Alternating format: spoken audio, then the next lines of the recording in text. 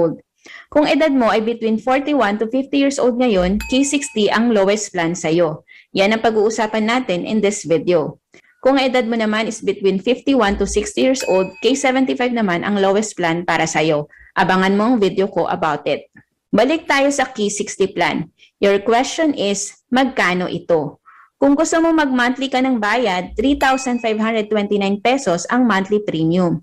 Kung quarterly naman ang gusto mo, meaning every 3 months ang hulog mo, 10,235 pesos ang quarterly premium mo. Kung semi-annual naman ang mode of payment na gusto mo, 19,058 pesos ang semi-annual premium mo.